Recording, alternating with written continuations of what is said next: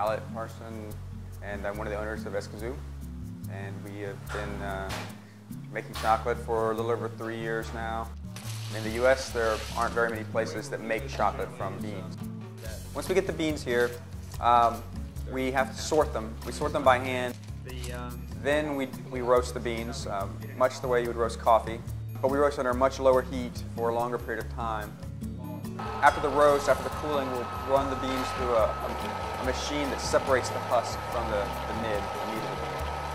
After that, we'll put the beans into the grinder, the nibs into the grinder with the sugar, and over the course of 3 days of continuously grinding, we'll reduce the particle size smaller and smaller until you have a chocolate that's smooth to your tongue.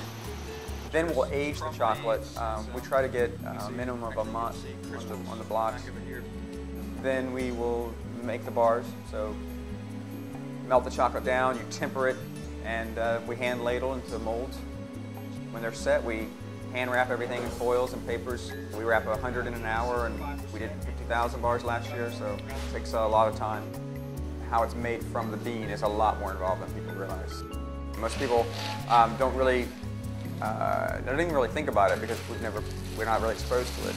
A lot of the equipment that we use is antique. I have a piece of equipment from the 1930s, one from the 1920s, and that's because chocolate on a small scale isn't really made in the U.S. anymore. When people realize that that's what we're doing, and if it interests them, I think it's a big attraction. Is it a competitive advantage? I'm not convinced yet. Escazu is a town in Costa Rica where two of my partners have a home there, and initially we were going to make most of the chocolate using just Costa Rican beans. We still use a lot of Costa Rican beans, but we use also some Venezuelan and Ecuadorian beans. The Costa Rican beans have, the ones that we use have a pretty earthy flavor, almost a woodiness. The Venezuelan beans have some fruit and some other characteristics. We can blend the beans to create our own flavor profile, and we make a line of bars with that. Then we also make bars with just a single bean. The flavor grade Latin American beans have, you may get like some dried cherries. The Carinero beans particularly have a lot of tobacco-y flavors and dried fruit flavors. And they're subtle, but it's a lot like wine. There aren't really places in the U.S. where you can call up a broker or something and say, send me, a half ton of beans. You have to make it happen yourself. So we go to the farm.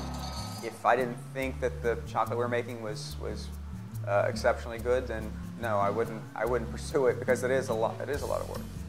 I wouldn't do it any other way, but it's really difficult.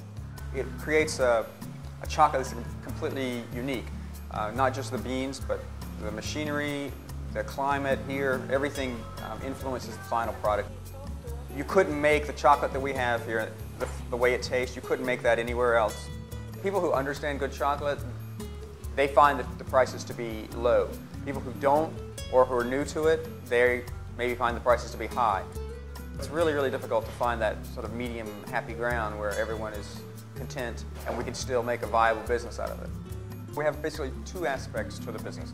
One is wholesale, where we make the line of bars that we sell to other businesses.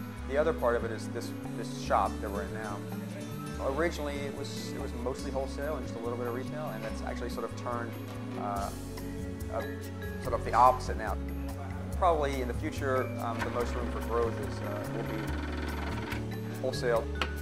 We haven't hit the West Coast too much. We're in a few shops in San Francisco and Seattle, but there's a lot of room out there for us to get into some high-end chocolate places.